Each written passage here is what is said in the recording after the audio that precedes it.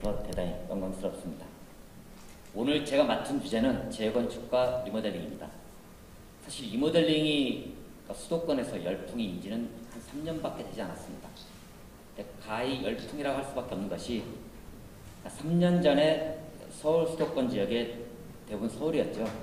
리모델링 조합이 한 30개 있었고요. 딱 3년 지나니까 현재 130개가 들어서 리모델링 조합이 3년 사이에 100개 정도 생겼습니다. 우리 군포 지역만 하더라도 처음에 우룹 7단지를 뒷도로 해서 설악 8단지까지 해서 조합 인가를 5군데 받았고, 최근에 한 군데에서 창립청을 앞두고 독일 주공에서 창립청을 앞두고 있는 것을 알고 있습니다. 그래서 상당히 많이 알려지는 만큼, 기존에는 사실 리모델링 그러면은 베란다 확장하고 뭐 찬장 가는 정도로 많이들 인식했습니다. 근데 이제 그것이 아니라는 것이 많이 알려져 있지만 여전히 많이 혼동되고 있습니다. 그래서 리모델링에 대한 기본 개념부터, 그리고 또 하나는 리모델링과 재건축을 하나의 서로 대체제 상품처럼 많이 이해하는 게 있습니다. 정책 담당자들도 그렇고 행정기관도 마치 리모델링 안 하면 재건축할 수 있고, 뭐 선택할 수 있는 것이냐 많이 혼재돼서 이해를 하고 있습니다. 근데 사실은 중첩되는 공간은 일부밖에 없습니다. 대부분은 리모델링과 재건축은 둘 중에 하나를 선택할 수밖에 없는 단지 조건을 갖추고 있다라고 오늘 설명을 드리겠습니다. 그래서 앞에 첫 시간에서는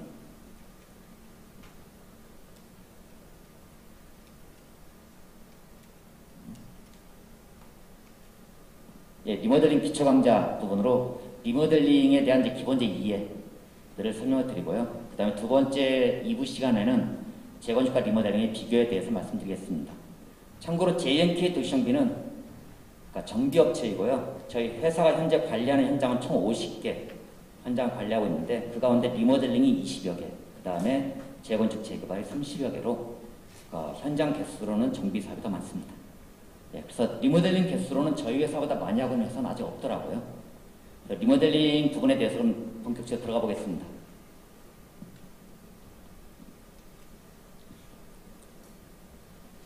리모델링이라는 것은 대수선 또는 증축을 하는 행위입니다. 증축이죠. 대수선이라는 것은 기둥부 내력벽 주계단 일부를 수선 변경하나 증설하는 거고, 증축은 말 그대로 더 넓은 것입니다. 넓히는 것인데, 리모델링 증축 대상은 15년이 경과하면 가능합니다. 그리고 증축의 범위는 한정되어 있고요. 기존의 전용 면적이 85제곱미터 미만이면 전용 면적 40%까지, 85 이상이면 30% 이내에서 넓힐 수 있습니다. 이걸 다 넓히면 일반 분양은 없습니다. 이 범위 내에서 일부분을 다 이거 쭉 합쳐서 일부분을 조합원 늘린 데 쓰고 나머지 일부분을 일반 분양으로 세울 수가 있습니다. 결국은 해당 단지는 일반 분양이 가능한 면적은 한정되어 있다라는 것이고요. 세대수도 한정되어 있습니다. 리모델링은 기존 세대수의 15%, 예를 들어 기존의 세대수가 1000세대라면 150세대를 일반 분양을 공간만 있다라면 지을 수가 있습니다. 그 다음에 수직 증축의 경우에는 14층이 한 2개 층, 15층 이상은 3개 층 내에서 수직이 가능합니다. 그러나 현재 수직이 실제 시행된 단지는 송파, 성지 한 군밖에 없습니다. 지금 군포 쪽에서 진행되는 5개 단지 모두 수평 증축, 별동 증축으로만 진행하고 있습니다. 그래서 그림으로 말씀드리면 기존 세대수의 15% 범위에서 더 늘릴 수 있는데, 늘리는 총량은 개수는 15%, 그 다음에 늘어나는 면적은 30에서 40% 범위를 일부분은 조합원 늘리는 데 쓰고 일부분은 신축하는 데 나눠서 써야 됩니다. 그래서 이제 제도가 최근에 리모델링이 활성화되는 이유가 있는데요. 그것이 기존에는 리모델링이 세대수 증가 부분이 허용되지 않았었습니다. 전용 면적 일부 증가밖에 안 됐었고요.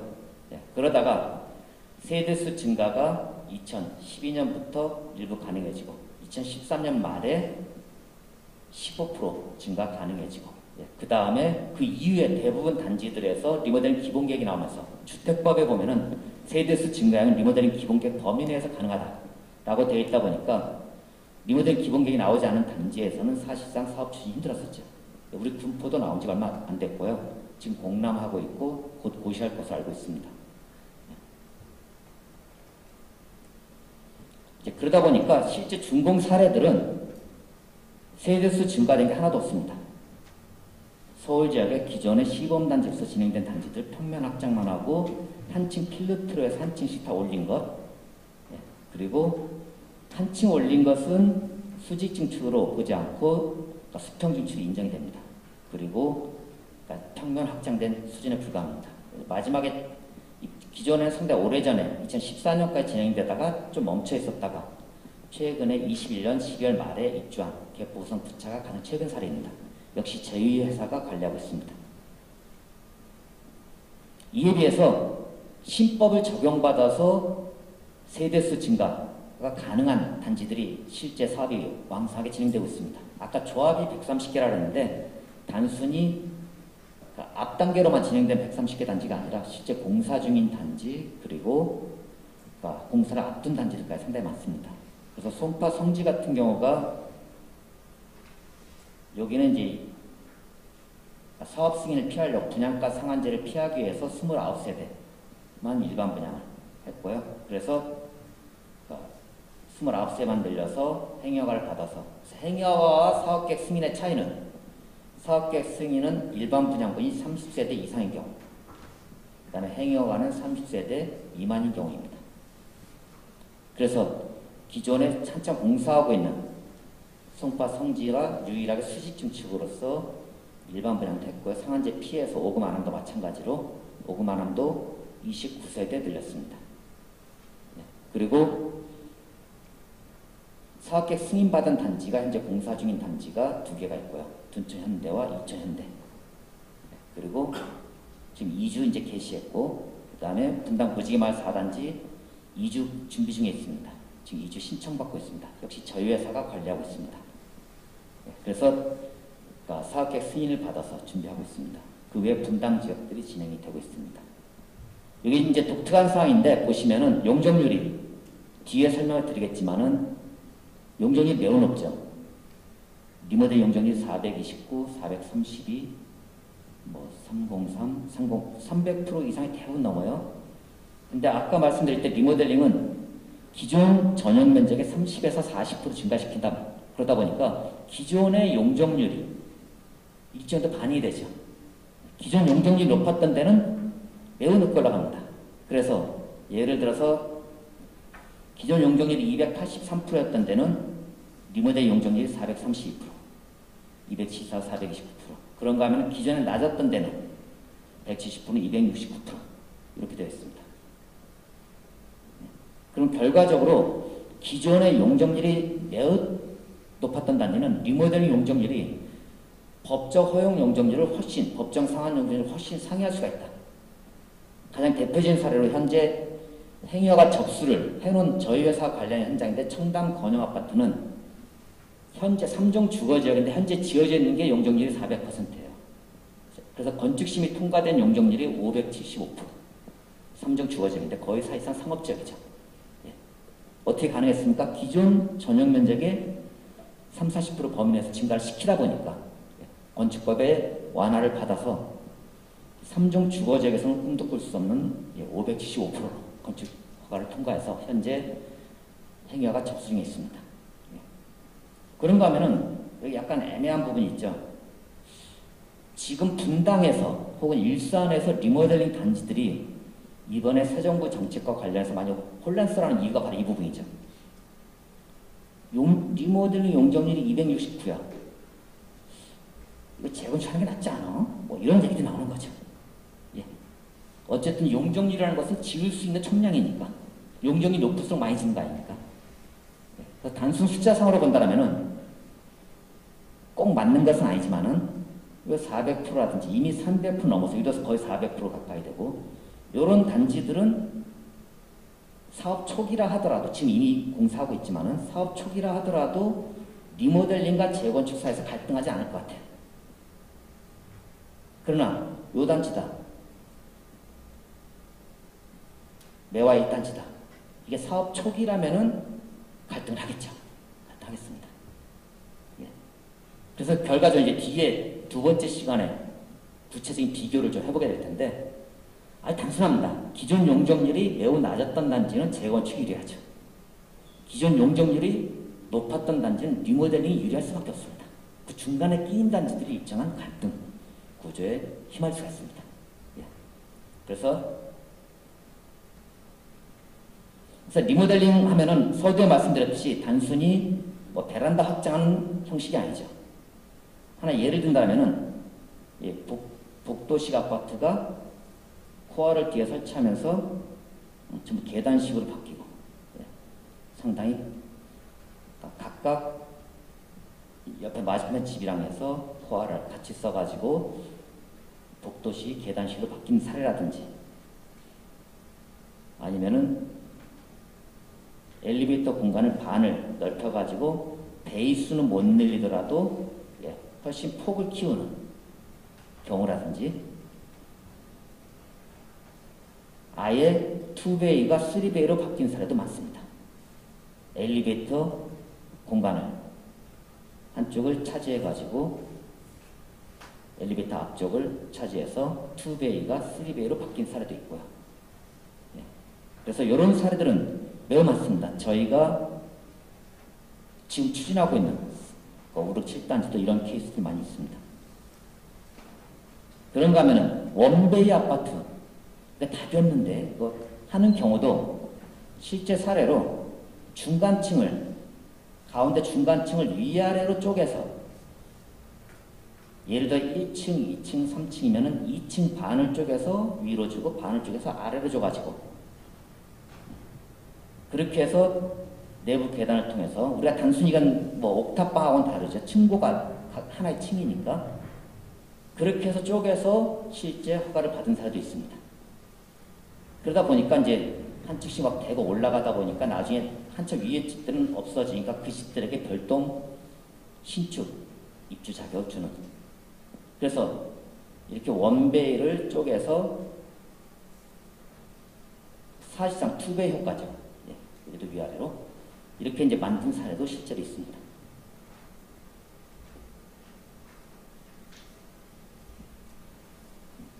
그 다음에 이제 큰 평형들 같은 경우에는 세대 구분형은 주택법에 대장은 한 주택이지만 사용 공간은 현관을 2개 만들어서, 그래서 가능한 것은 전체 세대수 및 주거 점유지 3분의 1 범위에서 건립이 가능하다 보니까 대체로 군미택 초과하는 주택들 같은 경우에는 막 평수를 늘리고자 하는 욕망이 많이 약합니다. 그런데 특히 대학교 가까운 동네 같은 경우는 그러니까 세대 구분형 원룸이 주변의 오피스텔보다 훨씬 임대료가 세요. 왜냐하면 커뮤니티를 같이 쓰고 주차 공간 좋다 보니까. 그래서 이제 그 점을 착안해가지고 대체로 국민택 초과 규모, 이른바 40평형대 이상인 단지들 같은 경우에는 대체로 리모델링을 통해서 확장하면서 늘어난 면적들을 원룸형으로 만들어서 현관을 별개로 만들어서 주인과 독립된 생활을 할 수 있는, 어떻게 보면 다가구죠. 형식으로 만드는 허가를 받은 사례도 계속 나오고 있습니다. 그래서 지금 이렇게 보시다시피 리모델링이 단순히 뭐 베란다 확장형이 아니라 실제 면적도 상당 부분 늘어나게 되고요.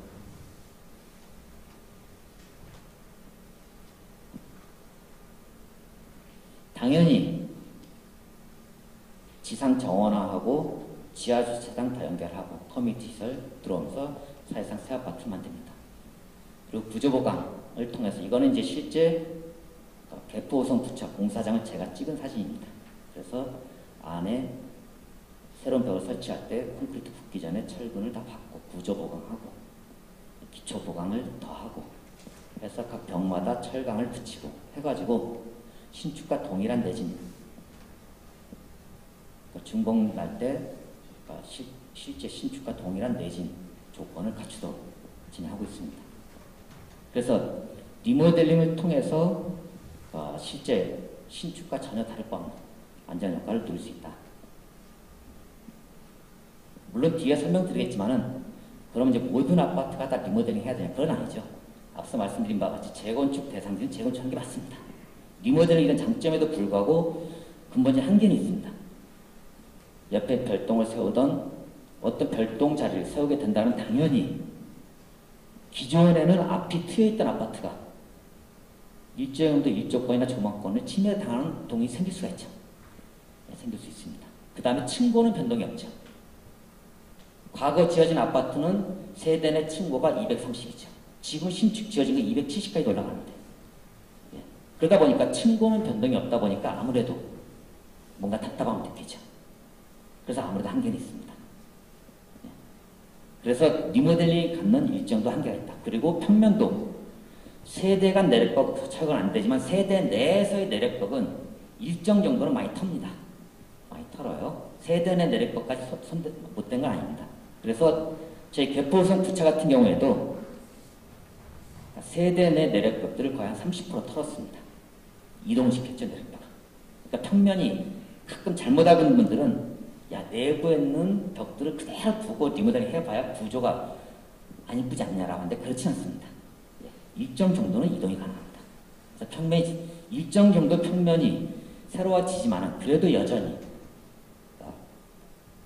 다양한 평면을 짜는 데 한계가 있습니다. 기존의 벽 구조에 의해서 일정 한계가 있을 수밖에 없다. 그래서 리모델링이 갖는 근본적인 한계는 분명히 있다. 그러나 아까 말씀드린 것처럼 예를 들어 청담건영이 지금 현재 지어져 있는 게 400%인데 그 헐어서 재건축하면 300%인데 오히려 줄어들어야 되죠. 재건축하겠습니까? 못하죠. 예. 근본적으로 뒤에 결론으로 설명드리겠지만 현재 용적률 220% 넘는 데는 계산해보나 마나 리모델링이 유리합니다. 전체 용적률 총량으로 본다면. 그래서 리모델링의 한계에도 불구하고 리모델링이 대세로 상당 부분 흘러온 부분이 있습니다. 특히 증가평수가 에게 겨우 4평 늘었어 5평 늘었어 하는데 실사용 면적이 훨씬 더 큽니다. 왜냐하면 면적 계산법이 바뀌어서 그래요. 과거에는 전용 면적을 따질 때 벽 중앙선을 기준으로 해서 면적을 따졌죠. 그러나 지금은 안목지수라고 해서 눈에 보이는 면적으로 면적을 따집니다. 그렇기 때문에 등기평수는 2평 늘었어도 실사용 면적은 훨씬 커집니다. 훨씬 커지죠. 특히나 옛날에는 전용 면적 따질 때 ADPD라고 해서 에어닥트, 파이프닥트, 또 빈 공간들, 환기구라든지 파이프, 소방 파이프 지나가는 공간들, 이런 공간들을 다 전용 면적에 포함시켰어요, 옛날에. 그러니까 옛날에는 아파트가 있으면 그 안에 각종 에어닥트 이런 벽들 다 포함시킨 거죠. 요 중앙선을 기준으로 안에 다 전용 면적이었는데 지금은 안목지수로 따지고 요 부분들 다 빼고 하다 보니까 실제 리모델링을 했는데 가장 대표적인 사례가 개포성 부차는 32평이 40평이 됐는데 그러면 8평 늘었네 하는데 실사용 면적은 16평이 늘었습니다. 어마어마하게 늘었죠. 바로 이 차입니다. 이 공간들을 지금 계산법은 다 빼다 보니까. 그리고 기존에는 95년 2월 이전에 건축허가 받은 주택들은 아파트 밑에 있는 지하 대피소도 분양 면적에 포함시켰습니다. 엘리베이터, 계단실, 엘리베이터도 다 포함시켰는데 지금 엘리베이터 빠지죠. 장애인 공용으로 엘리베이터들은 공용 면적에서 빠집니다. 또 지하 대피소는 당연히 없습니다. 지금 면적에. 그러다 보니까 옛날에 이른바 33평이다라고 하는 부분들은 사실 현행법으로 보면 허수죠. 허수입니다. 현행법으로 보면 옛날 32평은 현행법으로 한 28평도 안 됩니다. 그러니 등기평수로만 아까 전용 면적의 30-40% 증가시키지만 실사용 면적은 이후에 지어놓고 나니 꽤 커지더라고요. 이제 그런 인식이 있어가지고 사업이 실제 진행된 단지들 답사를 해본 주민들이 이거 제법 커지는구나 라고 해서 이제 사업이 탄력받은 측면도 있습니다. 그래서 사실상 실사용 면적은 등기평수보다 훨씬 커진다 라는 점이 이제 하나의 장점으로 이해가 됩니다. 특히 각 단지를 돌다 보면 재건축형 리모델링이라는 용어를 많이 써요. 그럼 이건 이제 포장하기 위해서 쓰는 건 줄 많이들 알고 있습니다.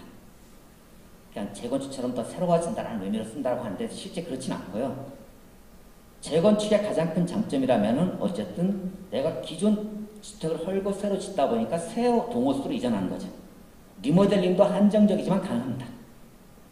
주택법이 개정이 되면서 권리변동 계획으로 배정된 동호수는 환지로 본다 라는 조항이 신설이 되면서 필요하면 교환이 가능해집니다. 옛날 법이라면 교환하려면 팔고 사야 됐죠.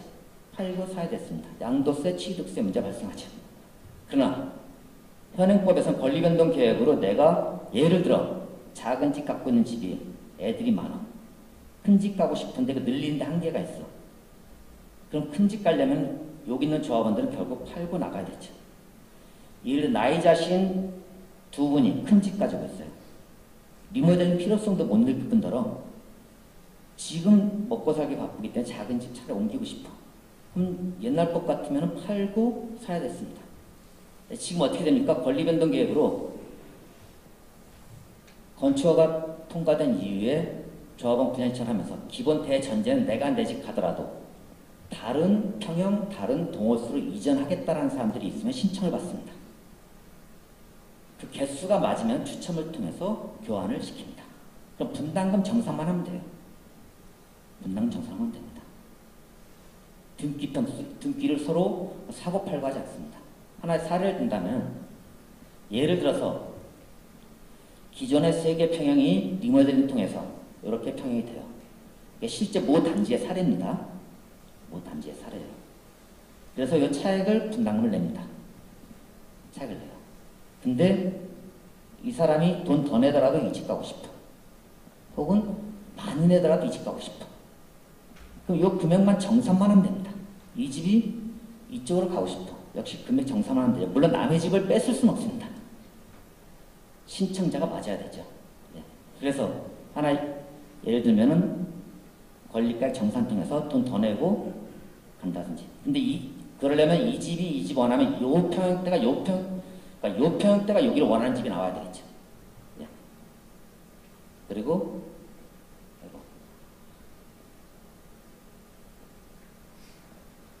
요 집 같은 경우에도 예를 들어서 내가 돈을 환급받고 작은 집으로 가든가 아니면 42평, 이게 국법 42평이죠. 신법 38평은 사실상 면적이 같습니다. 사실상 면적이 같아요. 한 4평 차이 나더라고요. 그러면 한 7천만 원 들여서 새 아파트로 간다고 생각하면 되죠. 이런 식으로 해서 재건축형 리모델링으로 불리는 이유 중에 하나가 바로 다른 동호수를 제한적이지만 선택할 수 있다. 라는 점에서 리모델링이 활성화된 이유 중에 하나이고요.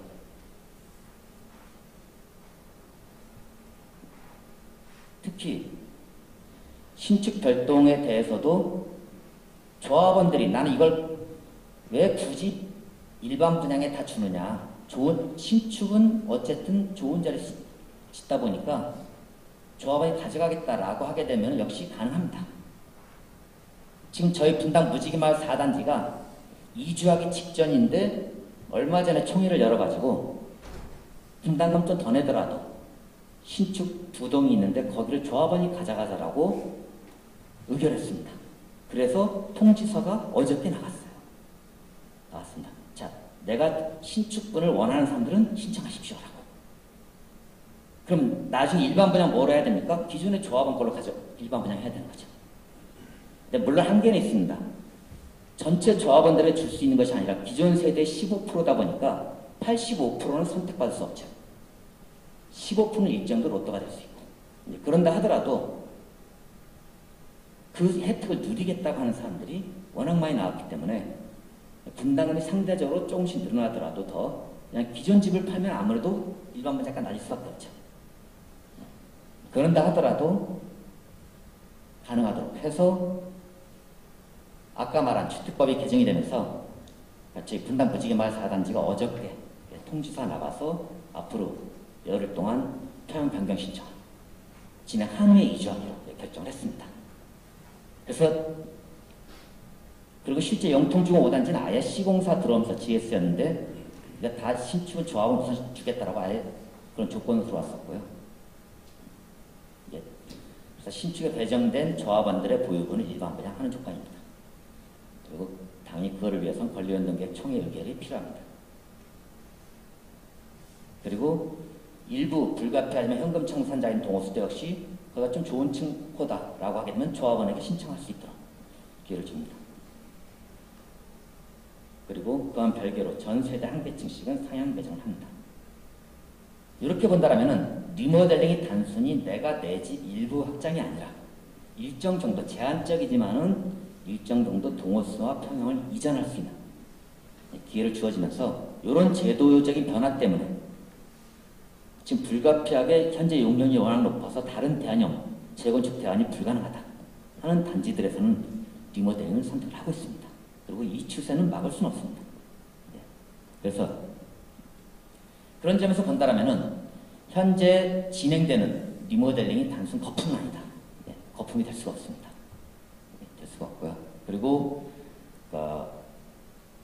가끔 정부 정책에서 리모델링이 과연 맞냐 틀리냐 혹은 뭐 재건축이냐 아니냐 이런 이제 갈등들이 회자가 되는데 그 부분 자체는 제가 볼 때는 사실 맞지 않는 편이다 라고 생각이 듭니다.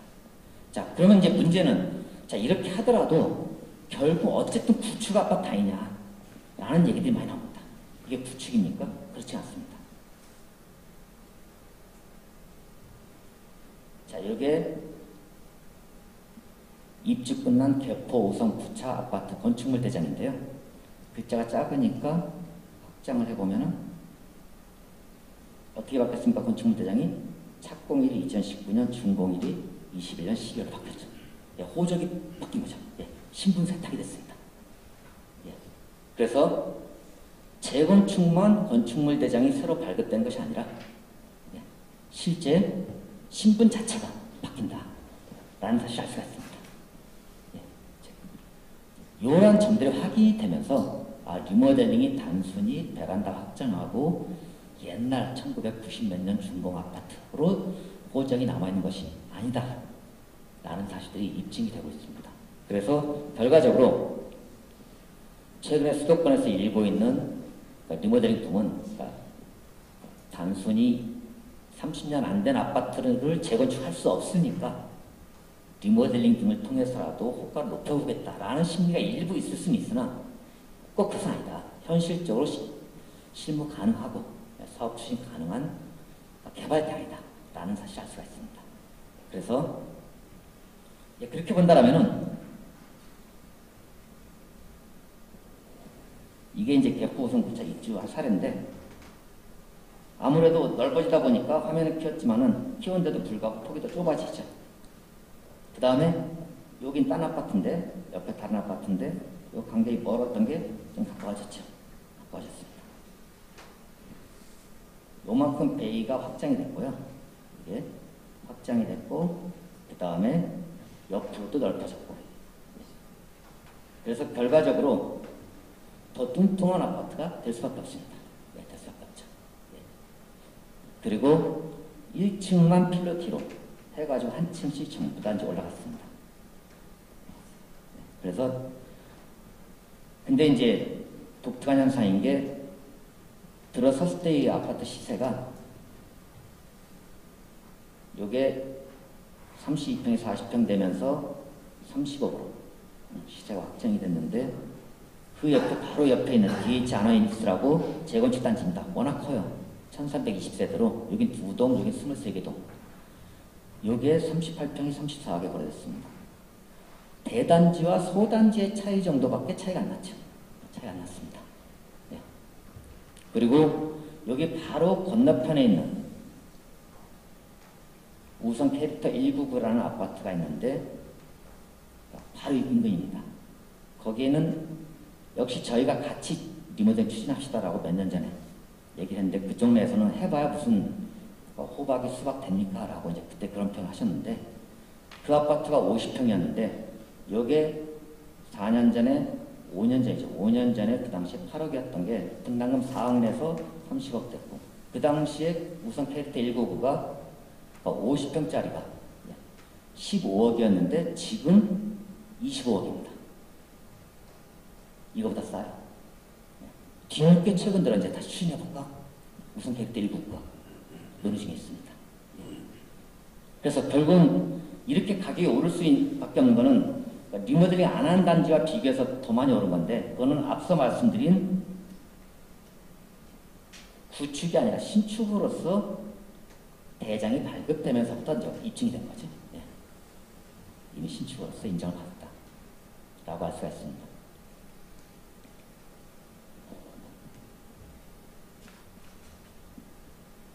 그럼 당연히 리모델링도 이건 이제 실제 분담금 확정청했던 사례인데, 리모델링을 또 혜택을 보는 집과 덜 보는 동이 있을 수 있습니다. 오히려 별동에 의해서 가려진 집이 있을 수 있고, 그럼 혜택을 덜 보는 거죠. 예. 그럼 당연히 분담금도 재개발, 재건축과 똑같습니다. 종전, 종호, 감정평가를 통해서 결정합니다.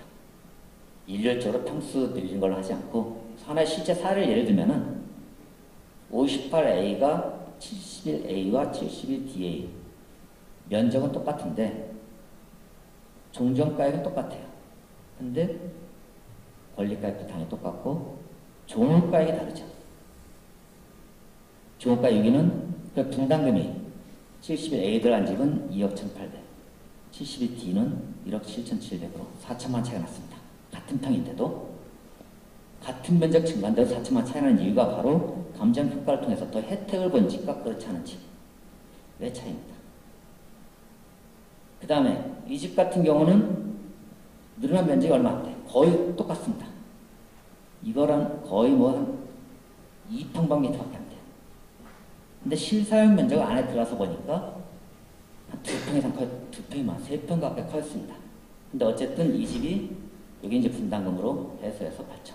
그럴 수밖에 없는 집이 이제 중간에 끼인지 도저히 밀릴 수 없는 라인이 있습니다. 여기 같은 경우도 선택 기회를 줬죠. 나 이 돈 내기 싫어 하는 분들은 이쪽을 원하시는 분들은 신청하라고 했고, 여기 분들 중에서 이쪽을 원하는 분 있으면 신청해서 여기서 2집, 여기서 4집인가 있어가지고 2집이 혜택 받고 나머지 2집은 안 됐습니다. 이렇게 서로 교류할 수 있는 기회를 줬습니다. 그래서 이것도 마찬가지죠. 같은 타입이 같은 면적으로 늘었는데 분담금이 1억 7,700, 2억 3천. 이것도 6천만 원 차이가 났죠. 그리고 이건 신축인데 앞서 말씀드린 기존 법으로만 완강히 한다면 도저히 교환이 불가능한데, 신축 별동으로 들어선 자리, 이거 제일 조망도 좋았습니다. 여기를 조합원들이 분담금을 더 내더라도 이게 78이 12억이고 요거보다 좀 더 비싸지만은 난 그래도 이동 가겠다 하는 분들이 워낙 많았어요. 그래서 이번에 이주하기 직전에 총회 의결을 받아가지고 자, 이거 다 신청 받자. 그래서 어저께부터 신청을 받아서 여기 있는 사람들 가운데 일부 있죠. 그 다음에 여기 안에 있는 일부 내부 교육이 가능한 사람들 가능한 신청. 그렇게 처리를 현재 하고 있습니다. 그래서 이 분담금의 차이는, 여기는 이제 평균 금액으로 제가 써놓은 이유가 역시 또 같은 타입에서도 층에 따라서 일부 다를 수밖에 없죠. 종업가액이. 평균 금액으로 2억 1,800이지만 어떤 집은 2억 1,000 낸 집이고 어떤 집은 2억 2,500 낸 집이 있을 겁니다. 그런 식으로 해서 분담금의 원리는 종전, 종후 감정평가와 비례를 적용을 해서 결정하는데, 지금 말씀드린 바와 같이 내가 들어가는 지어진 리모델링 후의 가치에 의해서 결국 분담금이 같은 평형 내에서 달라질 수밖에 없다라는 점을 알 수가 있습니다. 그래서 이 부분들은 추상적인 금액이 아니고 실제 제가 확정된 분담 확정했던 사례입니다. 바로 한 달밖에 안 됐죠. 사례입니다. 그래서 이렇게 본다라면은 앞에서 말씀드린 부분들을 이제 한번 정리를 해보겠습니다.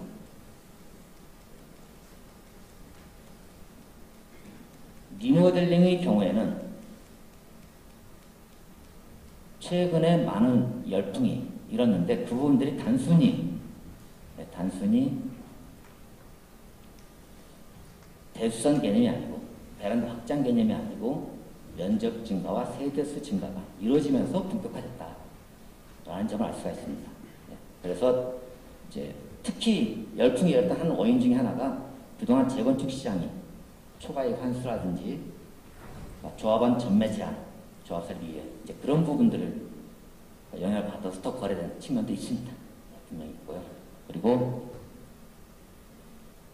그러나 이제 이 제도가 일정 정도 권리변동 계획에 의해서 동호수 이전이라든지 선택이 주어지면서 가능한 부분이 있었고, 또 하나는 세대 간 내력벽 철거는 되지 않지만은, 예를 들어서 한 세대와 한 세대 사이에 기존 엘리베이터가 있는 계단식 아파트라면은 그 엘리베이터 공간을 엘리베이터 안에 중간에 있던 걸 뒤로 빼고 그 사이를 한 호수를, 예를 들어 벽 쪽에 있는 집은 확장이 가능합니다. 그건 세대 간이 아니기 때문에 내력벽이 확장이 가능해요. 그러면 나머지 옆집은 1호는 그러니까 벽 측벽을 확장해서 한 베일을 넓히고 그 옆에 있는 엘리베이터는 2호에게 주면은, 그건 세대 간 내력벽 철거가 아니라 엘리베이터는 세대가 아니니까 베이 확장이 가능한 사례도 많이 있습니다. 그런 식으로 실제 베이 확장 또는 면적 확장까지 가능한 사례들이 많이 나타나면서 실제 개발 가능한 대안으로서 제시되고 있다. 그리고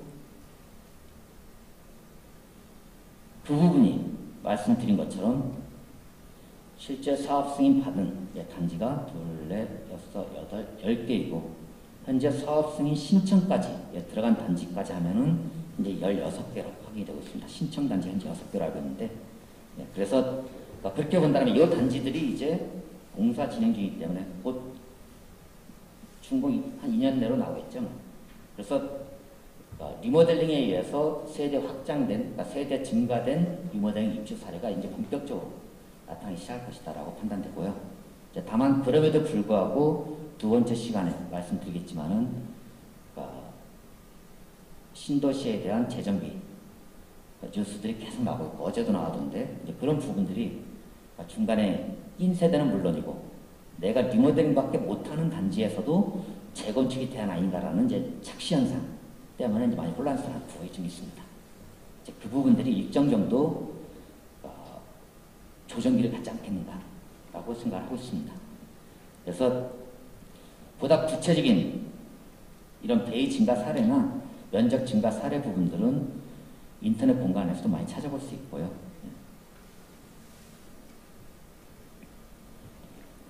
그렇게 해서 리모델링에 대해서 이제 기본적인 개념 중심으로 설명을 드렸습니다. 설명드렸고, 두 번째 시간의 경우에는 재건축과 비교를 하면서 실제 좀 더 구체적으로 리모델링의 장점과 단점에 대해서 살펴보도록 하겠습니다. 건축과 리모델링을 비교하면은 여기 책 자료에는 없는 내용인데 가장 크게 비교되는 게 사실 하나 있습니다. 그게 뭐냐면 사람이 달라요. 리모델링, 수도권지의 리모델링은 대체로 30대, 40대가 많고요. 앉아있는 조합원들이. 그리고 재건축은 주로 서울, 강남을 필두로 이루어지다 보니까 주로 50대에서 70대가 많습니다. 그래서 앉아있는 연령층이 좀 다른 측면이 좀 있습니다. 최근 들어서도 워낙 많이 가격이 상승했지만 그래도 수도권 지역의 리모델링 설명하러 가면은 전세 끼고 사신 분들, 옛날 뭐 5, 6, 7단지가 안 그랬습니까? 불과 3년 전에 24평짜리 2억 4천이었는데 전세 2억 끼고, 그래서 보통 3, 4천 가지고 사놓으신 분들이 추진했죠. 그러다 보니까 추진하신 분들도 다 젊고 그랬습니다. 이제 재건축은 그럴 만한 여력이 안 돼 있다 보니까 못하신 거고, 이제 지금 와서 그때 할 거 이런 분들도 있을지 모르겠는데 지금 다 이제 한 4억 5천 5억 가죠. 그래서 이제 층이 좀 다르다라는 느낌 많이 받고 있습니다. 그럼 이제 실제 비교를 해보겠습니다.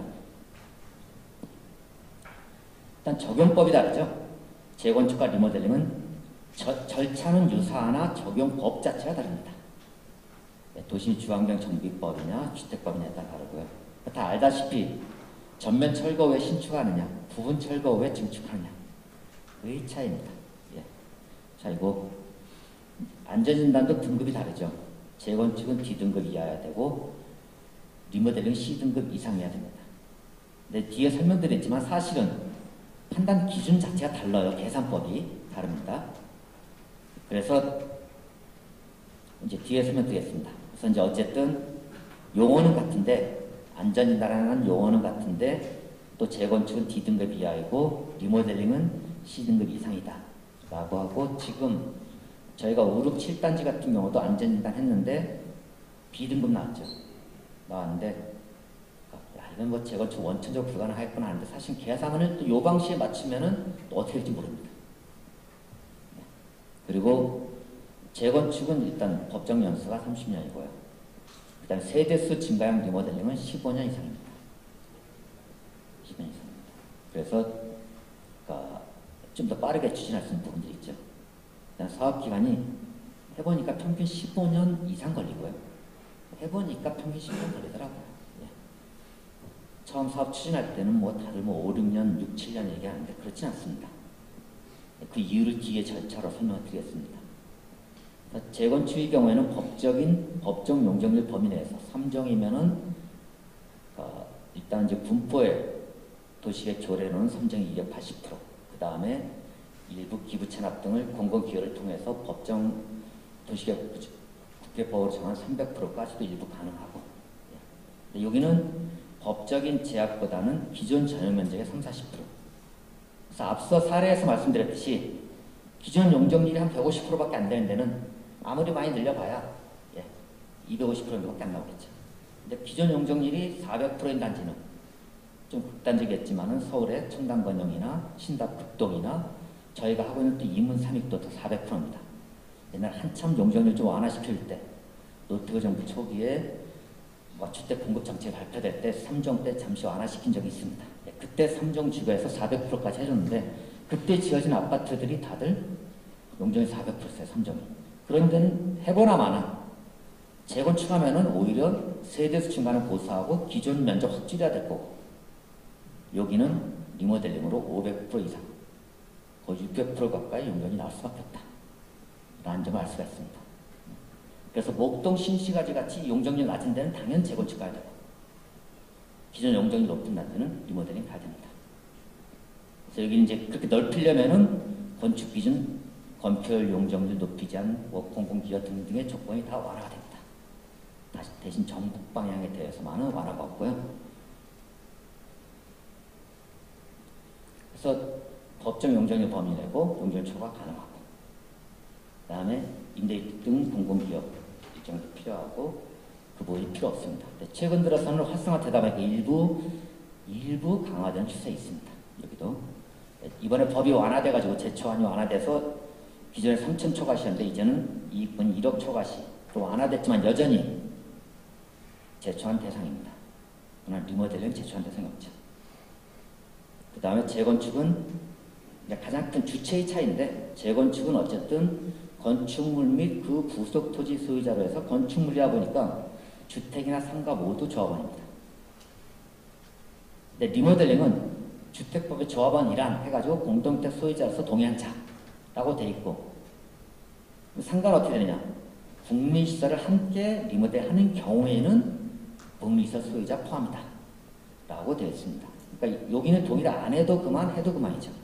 처음 저희가 5, 6, 7단지 동의서를 분포시에 딱 접수하니까 이거 동별 요건 안 맞는데 전체의 3분의 2 동별 과반수인데 상가도 빠졌잖아 라고 분포시청에서 처음 해보니까 서류 가져가 보더라고요.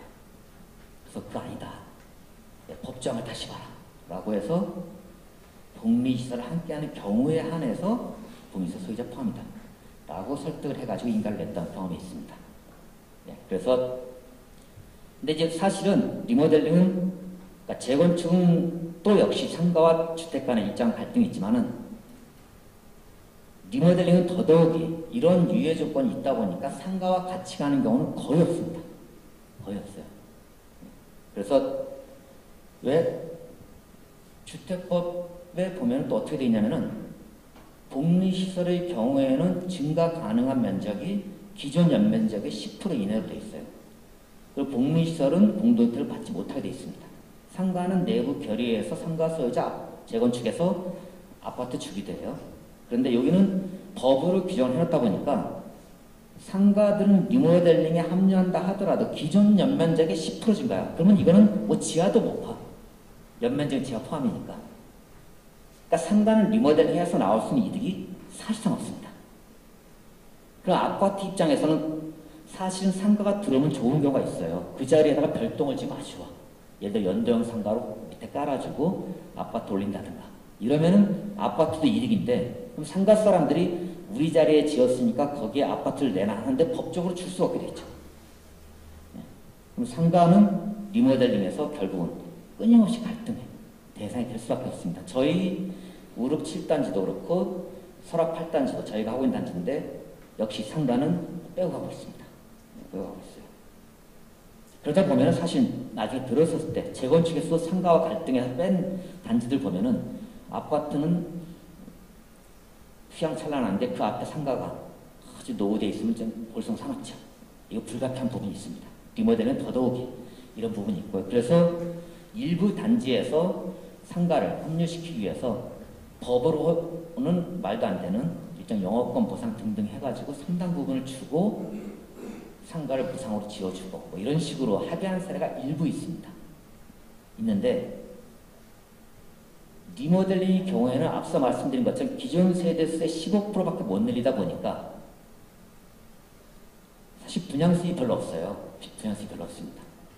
재건축은 그래도 기존 용적률 낮았던 단지들은 조합원 수에 준하는 혹은 조합원 수 한 50, 좀 과밀한 지역조차도 조합원 수 한 50% 정도가 일반 분양 물량이 나오는데 기존 세대 15% 일반 분양밖에 없잖아요. 사업성이 낮은데 거기다 상가 보상까지 하려다 보면은 리모델링 조합원들이 분담금이 감당이 안 됩니다. 그러다 보니까 결국은 단지 내 상가와 리모델링 조합 간의 끊임없는 갈등이 불가피한 측면이 있습니다. 앞에는 이게 장점이었다면 이 부분이 리모델링을 저해하는 하나의 요소가 될 것이다 라고 판단하고 있습니다. 예, 절차로 봤을 때 리모델링이 얼마나 법이 허술한가 하는 부분들을 좀 보면 이렇게 빈 공간이 많은 거죠. 재건축은 기본계획이 고시됩니다. 저희 군포도 리모델링 기본계획 곧 고시될 예정을 알고 있습니다. 저번에 통과됐고 이제 곧 뭐 오늘 내일 하고 있다고 얘기 들었는데 기본계획이 고시가 돼요. 똑같이. 근데 재건축의 경우에는 정비구역 지정 고시 이전에 안전진단을 통과를 해야 됩니다. 근데 안전진단이 자치단체에서 지방자치시대가 되면서 안전진단 비용을 시에서 부담하는 경우가 요즘 거의 없습니다. 주민들이 자체 비용 마련해요. 동의수야 10분의 1밖에 안 되니까 상관없는데 자기 비용으로 하는데 문제는 한번 반려되면 이 돈 찾을 길이 없죠. 그러니까 돈 걷는 게 마땅치가 않습니다. 천세되면 대략 재건축 안전단비가 한 2억 들어갑니다. 그럼 추진 주체들이 다 모금한다 그래도 돈도 잘 안 내죠. 기껏해 몇십 명 가지고 내려다본 소수가 부담을 지고 갈 수밖에 없죠. 여기에서 이 비용 마련과 의기투합한데 기본 인력이죠. 기본 인력. 기본 인력 걸 수밖에 없습니다. 돈을 모금해서 성공한 사례가 거의 드물죠. 몇 년 걸렸죠. 대체로.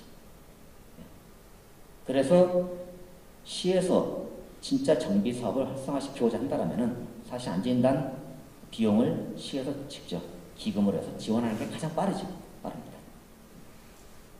그러고 나면 안전진단 통과돼서 아까 말한 D등급 이하로 통과가 돼야 정비계 수립에 들어가는데 안전진단이 한번 반려되면 사실은 깝깝합니다. 제가 재건축하고 있는 단지가 잠시우성 4차인데 거기가 2009년도에 추진위원회 승인을 받았는데 2010년도에 안전진단이 반려가 됐어요. 그러니까 내년에 해봐야 1년 사이에 얼마나 바뀌겠습니까? 그러니까 구청에서도 3년 내에는 가져오지 말아 그랬죠. 그러니까 아무것도 할 일 없는 추진위원회를 저희는 꾸려가야 되죠. 정교체는. 3년 동안 아무 하는 일 없는 추진위원회 운영비를 대고 나중에 3년 후에 안전진단 다시 해서 겨우 통과시켰습니다. 네. 그리고 정비계획 수립, 주민제한 동의서 3분의 1을 걷는데 내야 말이지. 이때부터 등락이 얼마인지 밝혀라 등등등. 그래서 그 다음 도시계획 심의까지 통과한데 기본 인력.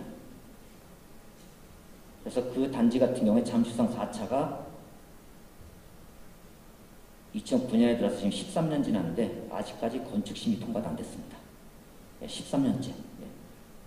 잘하면 제가 한 팔순잔치 할 때 입주할 것 같아요. 예. 사실 이제 우스운 얘기인데 정비사업 오래 걸리는 건 다반사입니다. 우리나라에서 가장 오래 걸리는 하나의 사례를 들면은 관악구 신림 1구역이 있습니다. 재개발 지역이에요. 재개발 지역인데 거기가 우리나라 1호 재개발이었어요. 1973년에 재개발 구역 지정된 국내 1호입니다. 그래가지고 그때 추진이 들어서가지고 조합이 언제 됐습니까? 2년 전에 됐죠. 2년 전에 됐습니다. 아주 전설적인 동네입니다. 그래서 그러니까 2075년인가 그때 그 동네 반짝하면서 저희 이모님이 그 동네 투기 좀 해서 돈 좀 올려야 되겠다고 했다가 그 동네 원주민으로 늙어 돌아가셨죠. 그래서 이제 아주 오래 걸린 동네 이렇게 한도 없습니다. 73년에서 지금 몇십 년 전, 50년 지났죠. 오래 걸린 데이 오래 걸립니다. 그런데 요즘 물론 구역 지정 후 3년 내로 조합 설립 신청이 안 된다든가 조합 설립 후 3년 내로 사업 시행가 신청이 안 된다든가 착공 후 3년 내 중고 안 된다든가 이러면은 구역을 해지할 경우도 있습니다. 그래서 이제 무한정 길어지진 않는데 어쨌든 구역 지정하는데 1년 걸리고요. 추진위 동의서 과반수 받아서 추진위 승인 내면은 또 정비업체 설계업체 뽑고 창립체 준비하고 동의서 진구 들어가고 해서 이 기간이 또 1년 걸리죠. 이 기간이 오롯이 이제 리모델링에서는 없는 기간이 기본이 들어갑니다. 이게 정비사업이 길 수밖에 없는 단계죠. 그리고 조합설립 되면은 이제 시공자 선정해서 이때 또 정비계획 변경을 합니다. 주로 정비계획 수립이 도시계획위원회 의견 중심으로 이루어지다 보니까 주민의 의견이 잘 반영 안 됐다 그래갖고 정비계획 변경 작업 들어가요. 보통 1년 잡았지만은 뭐 빠르면은 한 7, 8개월 내로 끝납니다. 그리고 건축심이 들어가죠. 근데 여긴 절차가 어떻게 됩니까? 구역 지정이 없어요. 구역 지정이 없습니다. 안전진단 순서가 없습니다. 언제든지 할 수가 있어요. 건축심의 전에만. 그래서 이 상태에서 그냥 추진 승인 절차도 없이 임의단체인 주민들의 임의단체가 동의서를 거둬서 3분의 2 거두면 이게 조합이 4분의 3인데 3분의 2 거두면 창립중하고 조합인가를 받습니다. 뚝딱하고 만들고 나서 시공자 선정하고 요 돈을 빌려서 안전진단 들어갑니다. 모금이 아니죠. 그렇기 때문에 근데 리모델링은 주민 모금이 더 원천적으로 불가능한 게 1000세대 기준이면 여기가 한 2억 정도라면 여기는 한 6억 정도 들어갑니다. 그 이유가 재건축 안전진단은 단지 전체를 평가하는데 리모델링 안전진단은 동별로 다 합니다. 동별로 평가를 해요. 그러다 보니까 세밀 평가를 들어가서 비용이 많이 들어갑니다. 그래서 어떤 단지들은 시공사 비치지 말고 우리가 뭐 안전진단 먼저 하자라고 하는 시도했던 단지들이 있는데 안전진단 비용 때문에 엄두가 안 나서 결국 못한 단지 많이 나오고 있습니다. 그래서 리모델링의 경우에는 선 안전진단이 아니다. 건축 심의 전에만 안전진단 하면 되고 그러다 보니 절차가 통례상 조합 동의서, 시공자 선정, 안전진단 들어갑니다. 여기는 아예 의무적인 절차로 안전진단 먼저 해야 구역정이 가능한, 정비계획 수립이 가능한. 그래서 그 과정이 생략이 되는 부분이 있고요. 그리고 이때 리모델링이 다른 점은 동의서 한 번 더 받습니다. 이게 30세대 이상 일반 분양이면 사업계획 승인 들어가는데 그러니까 30세대 미만이면 그냥 행위허가만 납니다. 그래서 어쨌든 행위허가 동의서 4분의 3을 받습니다. 받고요. 그래서 이때가 이제 제일 민감하죠. 실제 건축 심의안이 내가 분담 가능한 범위냐라고 논란을 하게 되고 그 다음에 리모델링의 역사 짧다 보니까 시공사들의 공사비가 좀 너울을 치죠. 너무합니다. 공사비가 지나치게 높습니다. 그래서 정비사업의 공사비보다 훨씬 비싸죠. 훨씬 비쌉니다. 그래서 리모델링 공사비가 야 일부 구조 냅두고 공사하는데 쌓아야 되는 거 아니야라고 하는데 더 비싼 거는 일부 타당한 면이 있습니다. 왜냐하면 기존의 구조를 내력벽을 두고 아파트를 증축공사 해야 되기 때문에 토목공사라든지 구조 보강 공사비가 많이 들어갈 수밖에 없습니다. 신축보다 훨씬 까다롭죠. 그래서 철거도 물론 저번에 광주에서 이제 큰 사태가 나고 말았지만은 그냥 뭐 끈 매달아서 엎어뜨리기도 하는데 그냥 무모한 걸 빼더라도 그러니까 재건축, 재개발은 철거가 쉽습니다. 리모델링은 그런 게 없죠. 다 무너뜨리면 안 되는 거거든. 그러니까 내력병 아닌 거를 장난감 같은 조그만 집게 차를 안에 들어가가지고 가오마다 들어가서 쪼아냅니다. 네, 철거가 굉장히 힘든 작업이죠. 그래서 재건축, 재개발의 철거는 보통 3개월, 리모델링은 철거가 1년. 그러니까 공사비 더 들 수밖에 없습니다. 위에서부터 들어가면서 다 하나씩 쪼아냅니다. 찝어내죠. 네. 찝어내면서 기둥과 내력벽에 대해서 보강공사하면서 찝어내죠. 네. 그러다 보니까 리모델링 공사 자체가 난이도가 높고 실제 공사비가 비싼 것은 불가피한 측면이 있습니다. 그러나 그거를 핑계로 해서 사실 공사비가 지나치게 높은 게 좀 있습니다. 제가 봐도 너무 높다 생각이 있고요. 그래서 근데 그 부분이 사실 조합에서도 방임하는 경우가 많이 있습니다. 리모델링.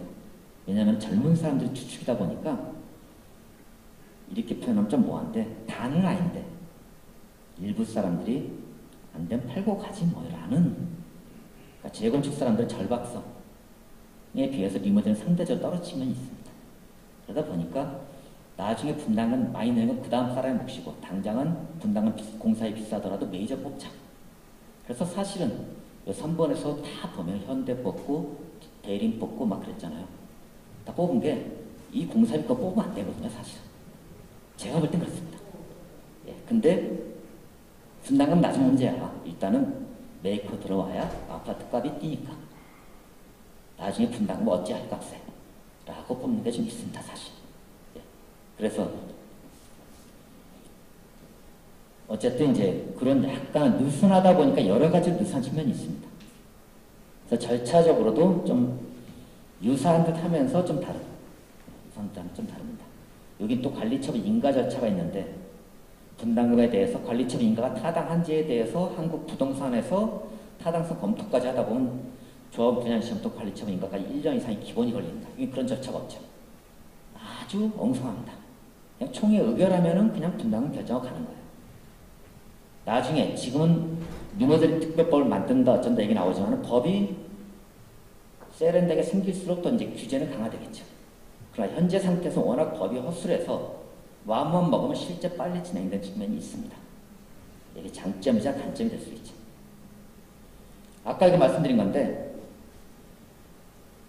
재건축은 4가지 요소를 평가합니다. 부지 안전성, 주거환경, 건축 마감 설비 노후도, 비용 구성 하는데 이게 일정한 정부 정책에 따라서 늘 바뀌어왔어요. 가장 큰 문제되는 게 어쨌든 아파트 한 번 지으면 구조 안전도만 따지면 다 100년 갑니다.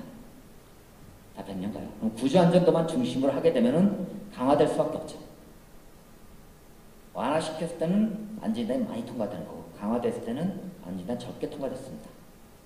요 기준으로 했더니 30년이 아니라 40년 지나야 다 통과되더라 했고 그래서 이번에 새 정부에서는 요걸 또 완화시키겠다라고 지금 이거 한 30%까지 낮추겠다라는 게 현재 방침으로 알고 있습니다. 아직 발표는 안 나왔는데 네, 재건축 활성화하겠다고 해서 요걸 낮추겠다라고 하는 건데 리모델링은 그래서 그걸 통해서 재건축은 D등급 이하 D등급은 조건부, 2등급은 신속 실시로 재건축이 결정되는데 리모델링 이렇게 평가하지 않거든요.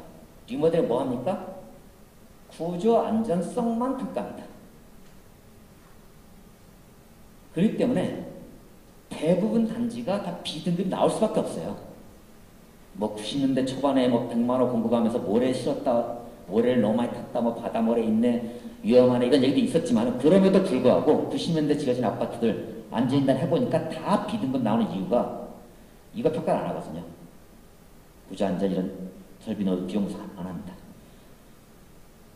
구조 안전성만 평가합니다.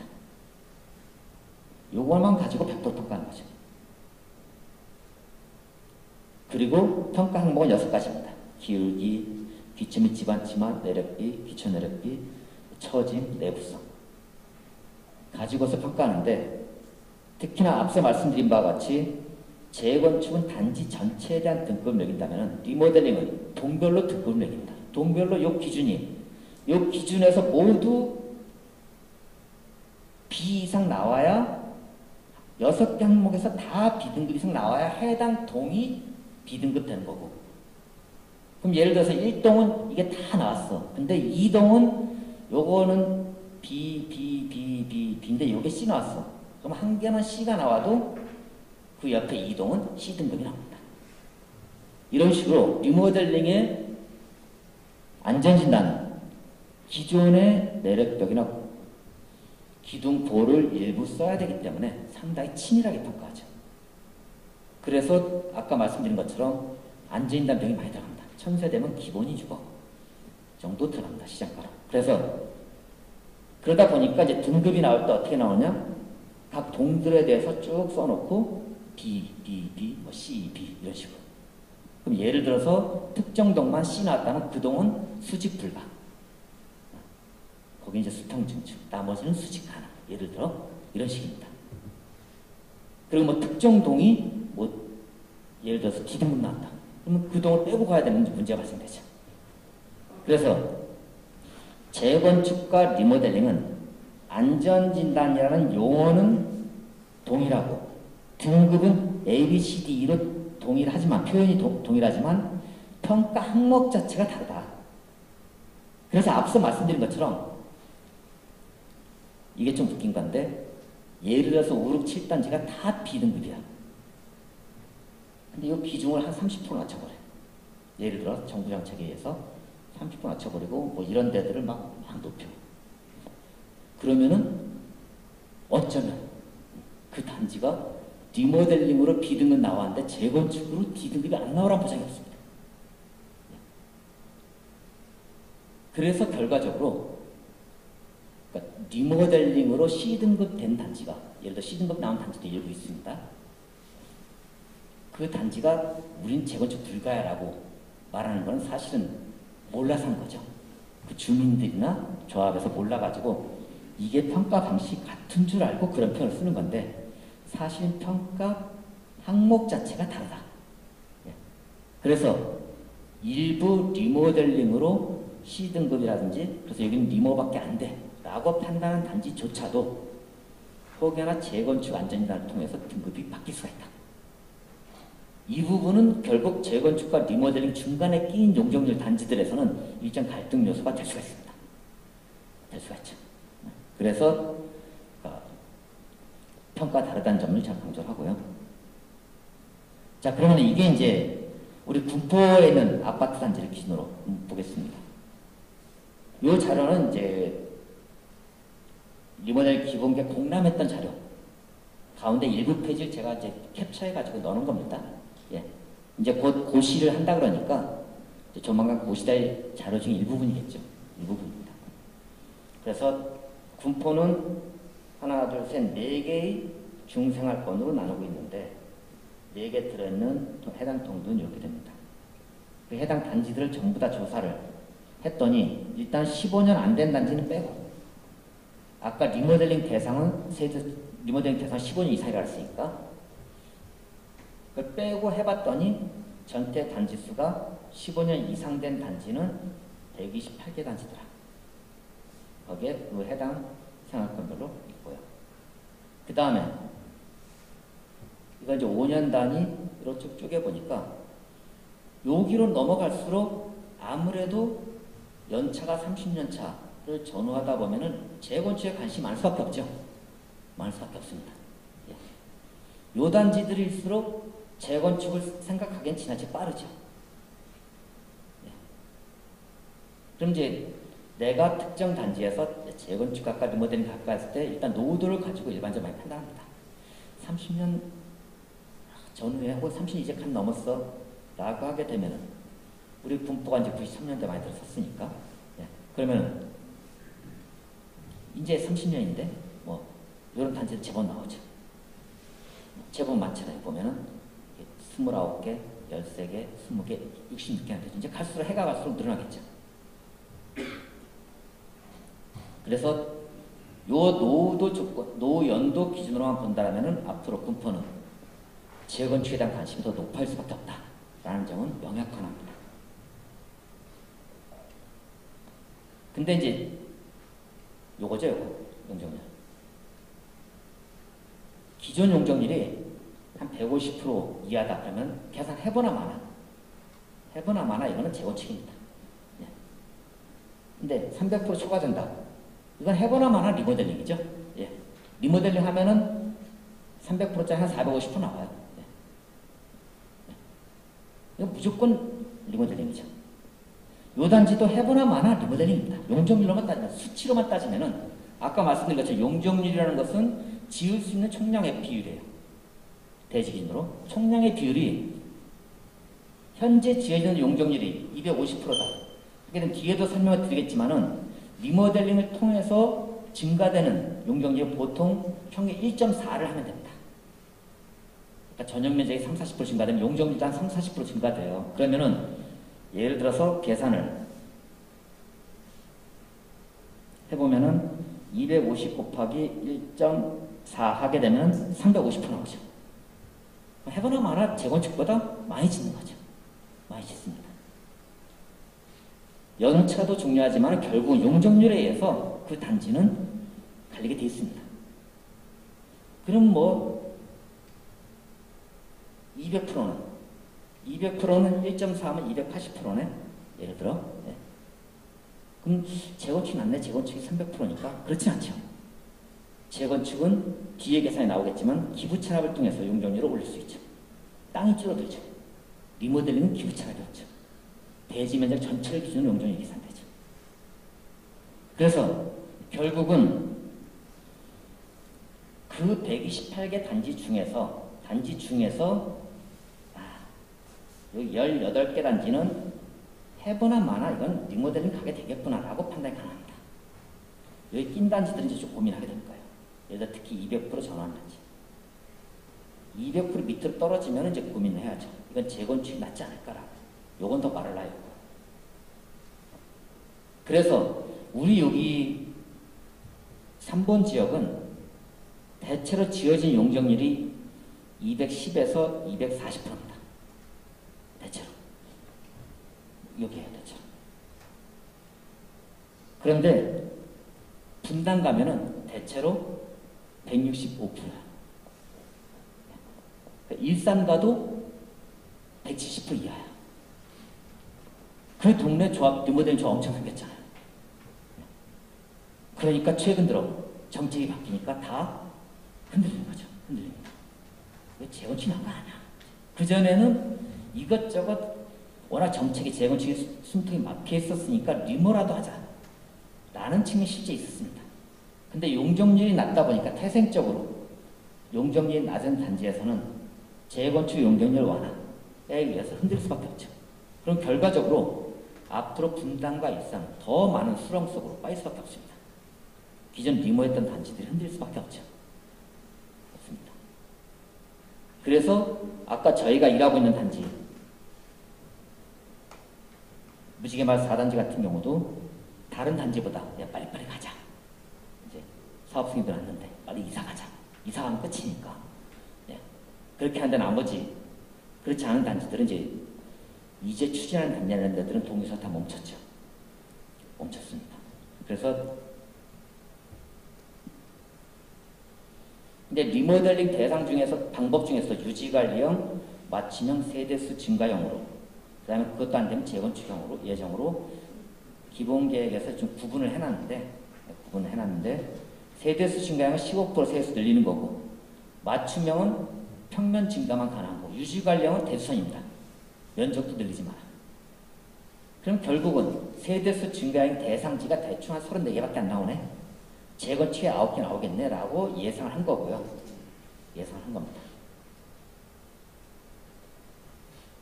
이 종합적 고려된 게 노후도와 용적률 기준으로 판단했죠.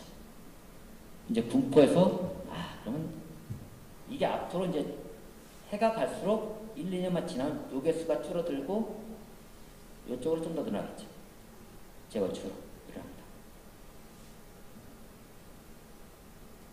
그럼 이제 연면적 용적률을 비교해 보면 재건축의 경우에는 군포시 지구단위 운영 지침에 근거해서 정해진 용적률을 정해야 됩니다.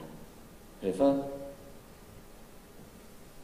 상한 용적률이 이미 정해져 있는데 기부 찬합 시에 종상향을 하면은 18% 기부 찬합해야 됩니다. 종상 없을 시에 예를 들어 3종을 그대로 3종 지을 땐 8% 기부 찬합해야 되고 이게 이제 그러니까 기준 용적률은 220%예요. 220%에서 도시계획 조례가 허용하는 용적률 280%까지 지으려면은 280입니다. 분포는 280까지 지으려면은 기존 3종이었던 3종 지으려면 8% 기부 찬합. 그 다음에 2종이 3종, 2종도 단지 제곱만 씁니다. 땅을 18%를 내놔야 돼요. 그럼 사실은 용적률이 280%가 아니라 거기서 곱하기 0.92를 해야죠. 0.82를 해야죠. 18% 땅이 줄었으니까. 그럼 기존의 대지면적 기준을 따지면 용적률이 많이 줍니다. 그 280%가 끝이냐? 국계법으로 허용하는 법이 300%다 보니까 그 절반 290까지는 분양분하고 나머지 10%는 임대를 내놓습니다. 결과적으로 이제 정리를 하면은 재건축 분포에서는 종상향 안 하면은 290까지가 분양 용적률인데 290 곱하기 92% 하면은 분양 용적률입니다. 그럼 지을 수 있는 용적률은 290 곱하기 0.92 하면은 267% 정도 나오죠. 그러면 이제 계산이 아주 간단해집니다. 267%? 아까 말씀드린 기존의 용적률이 200%였던 데는 한 1.4하면 280% 나오죠. 그러니까 기존의 용적률이 200%만 되는 데들도 분양 면적으로만 따지면은 리모델링이 더 많이 짓죠. 리모델링은 한 280% 지으니까. 그래서 가끔 인터넷을 찾아보면은 리모델링과 재건축의 바로미터를 어느 자료에서 뭐 180%, 어디는 200% 얘기합니다.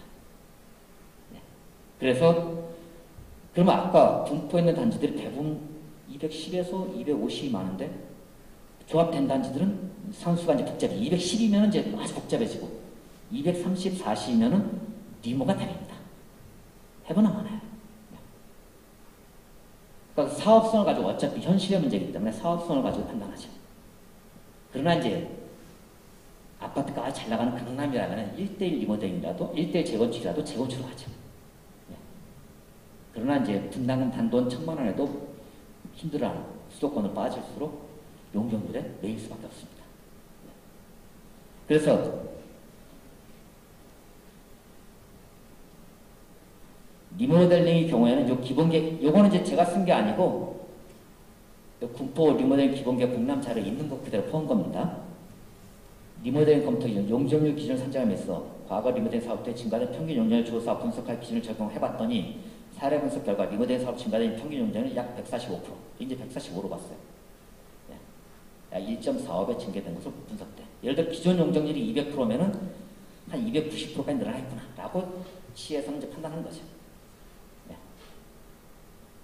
근데 이제 상한 용적률이 지구단위 계획상 300% 제한되기 때문에 300% 넘기지 못한다 라는 거고요. 그럼 결국은 요것도 역시 시에 있는 자료, 그 공람 자료 그대로 제가 퍼온 건데 읽어보면은 용적률이 낮은 단지들은 재건축 사업이 유리한 것으로 검토돼. 그 다음에 재건축 예정 사업으로 분류하였습니다.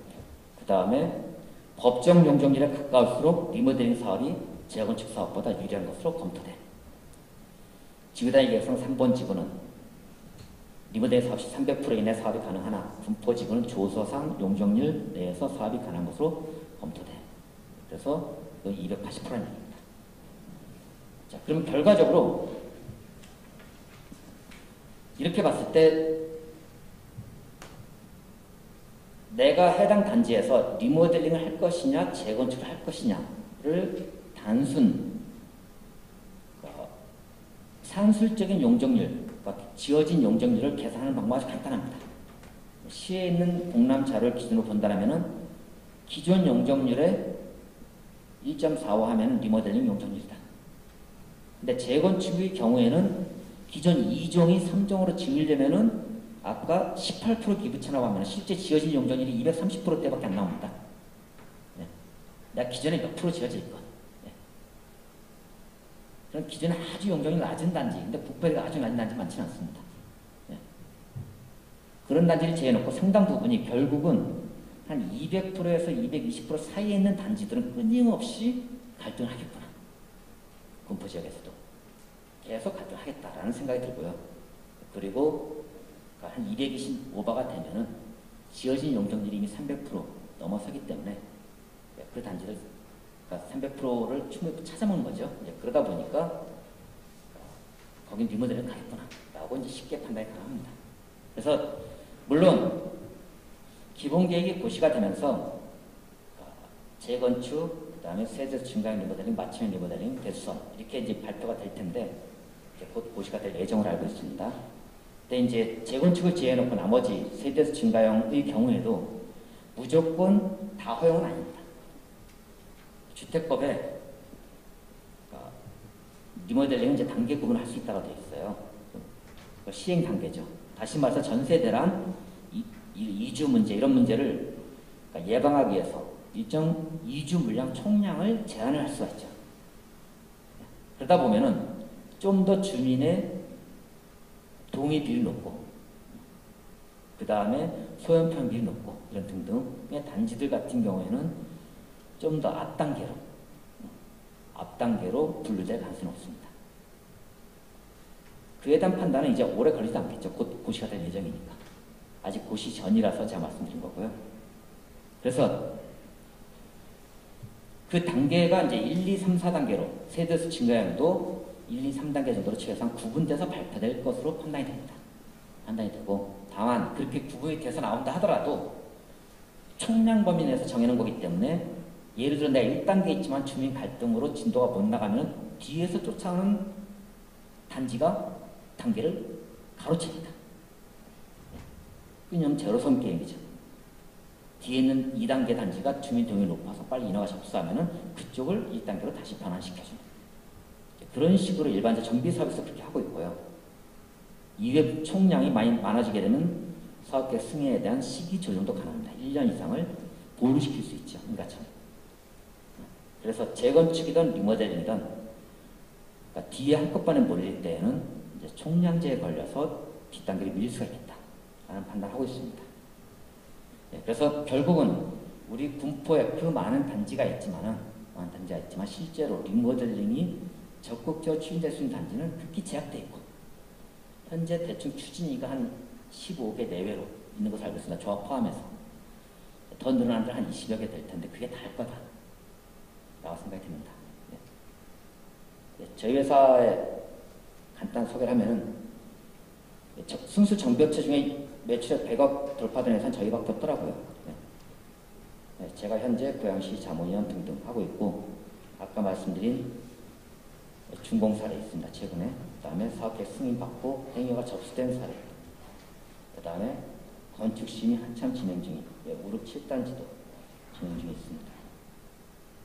또 건축심의 한참 진행 중인 제법 큰 단지들이 있고요. 유도 1616세대, 1707세대 기존 세대 꽤 큽니다. 대부분 이제 인허가 진행 중에 있고 그리고 설악 8단지가 조합인가태에서 시공자 현재 진행 중에 있습니다. 그래서 조합은 여기까지 18개, 그 다음에 추진위가 5개가 있습니다. 그래서 뭐 리모델링만 하는 건 아니고 실제로는 이제 페이지에 오버되어 버렸는데 조합살림과 실적이나 사업시행과 정비사업 용어는 사업시행과 관리처분인가 준공이전부시 실적에서 저희 회사보다 많은 회사가 별로 없더라고요. 그래서 회사 규모나 매출이나 인허가 실적면에 있어서는 정비사업이건 리모델링이건 여느 업체에 비해서 상당히 앞선 순위, 제가 알기로는 거의 탑 클래스 수준에 와 있는 것으로 그렇게 알고 있습니다. 그래서 리모델링에 대해서는 더더욱이 저희만큼 하는 회사가 아예 없습니다. 그래서 현재 많은 곳에서 리모델링이나 정비사업 자문을 해드리고 있는데 여기 군포에서도 곧 기본계획이 나올 예정이라고 하는데 제가 할 수 있는 역할, 용역업체로서만이 아니라 할 수 있는 역할 부분에서 있다라면 적극적으로 기여하도록 하겠습니다.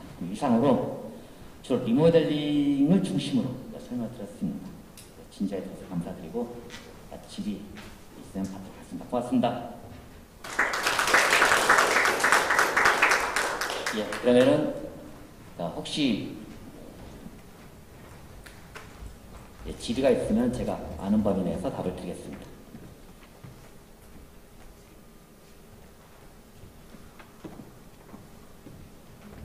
예, 첫 번째 질문이 신축, 별동, 중축 등도 층고가 구축처럼 230, 그러니까 2.3m 낮게 건설하나? 그렇지 않습니다. 예, 신축으로 분당해서 다들 신축하겠다고 신청한 이유가 신축은 260을 찍거든. 예, 그러니까 훨씬 좋은 아파트 아닙니까? 아파트값 잘 나가고. 그래서 신축은 현행법에 맞춰 지어야죠, 당연히. 그러다 보니 신축에 대한 조합원들의 선호가 높을 수밖에 없습니다. 일단 두 번째 질문, 최근 리모델링 아파트가 향후 15년 뒤에 다시 리모델링이 가능할까요? 5층 용적률이 최대치고 베이징가도 어려울 것 같은데요. 예, 제가 봐도 다시 리모델링 또 하려면 더 빽빽해져가고 힘들지 않을까요? 예, 그런 판단이 됩니다. 이제 지어진 아파트 100년 가야죠. 예, 근데 마찬가지입니다. 지금 새로 지어지는 신축 재건축 아파트들도 30년에 또 재건축하면 되겠냐? 좀 깝깝한 측면이 있죠. 우리가 도시농업 100년 계획이라고 하는데 사실은 현재 시점에서 주로 판단을 받습니다. 제가 볼 때는 지금 리모델링 아파트를 15년 뒤에 다시 리모델링 하기에는 좀 그렇지 않은가라고 생각이 들고요. 예, 그래서 좀 법적으로는 가능합니다. 예, 그러나 실무적으로는 좀 어렵지 않을까 생각하고 있습니다. 그 다음에 군포시는 세 번째 질문이 앞으로 도시형 방향을 재건축 리모델링 어떤 것이 유리할까요? 라고 하는데 앞서 말씀드린 것처럼 결국 주민들이 선택하는데 잘못된 착시 현상으로 재건축은 마치 공짜로 막 지어주는 사업으로 알려져 있는 부분이 많이 있습니다. 근데 그렇진 않죠. 예. 그리고 기존의 용적률과 노후도를 비교해 보면은 아주 간단한 산수만으로도 리모델링이 나은지 재건축이 나은지 선택이 불가피한 선택이다라는 부분들이 특히 일정 낮은 용적률이 낮은 단지는 200% 미만이나 혹은 220% 넘는 단지들은 저는 선택의 폭이 정해져 있다고 저는 개인적으로 보고 있고요. 그 중간에 끼인 단지들은 많은 고민을 해야 될 것 같다라고 판단하고 있습니다. 그래서 시의 정책적인 입장에서 본다라면은 결국은 특정 방향을 유도하기보다는 이런 사실들을 있는 그대로 데이터를 좀 전달해주고 도시공사에서든 시에서든 적극적으로 실제 사례들 그리고 터무니없이 용적이 높은 단지에서 제가 제일 우스웠던 사례가 아까 청담 건영 지금은 동의율이 100%입니다. 거기는 강남이니까. 그런데 거기 같은 기존 용적률 400%야. 리모델 용적률 575%야. 그런데 반대하신 분이 계속 재건축합시다. 현수막 계속 자기 베란다에 걸었어. 재건축하면은 무상으로 들어간다. 네. 못 들어가죠. 기존에 400%인데 재건축하면은 분양용 용적률 잘해봐 260% 나오는데 예, 내 집 1대1로 지어도 그분이 32평 사는데 제가 보기엔 한 20평짜리 줄여야 돼요. 예, 다 재건축한다면 일반 분양 고수하고 면적 확 줄여서 가야 되는 기존 용적률이 너무 높아서 그러니까 도저히 용납될 수 없는 부분이죠. 근데 그런 이제 재건축에 대한 일정 환상 재건축 되면은 다 무상으로 들어가는 듯이 이렇게 판단하는데 일부 그런 부분이 많이 있습니다. 상당히 거저 들어간 경우가. 제 실제 사례를 보면 저희 반포 3호 같은 3차가 저희 현장인데 저번 달에 해산청 했습니다. 2년 전에 입주하고. 거기 같은 경우가 33평짜리가 33평 들어가는데 환급 1억 받는 것으로 관리 처분했고 그 다음에 일반 분양 수입이 예상보다 많이 올라가고 2억을 추가 환급을 했고 그리고 이번에 해산 정리하면서 추가로 4천만 원을 또 환급해주기로 했습니다. 진짜 꽁으로 들어간 거죠. 왜 그랬습니까? 강남이잖아요. 일반 분양 워낙 셌으니까. 예. 강남은 되죠. 예. 근데 이제 그런 사례를 가지고서 이 아파트 평당 1억 가는 동네를 가지고 분담을 자꾸 판단하시면서 재건축하면은 무상인데 라고 주장하시는 분들이 많이 있습니다. 아주 잘못된 판단입니다.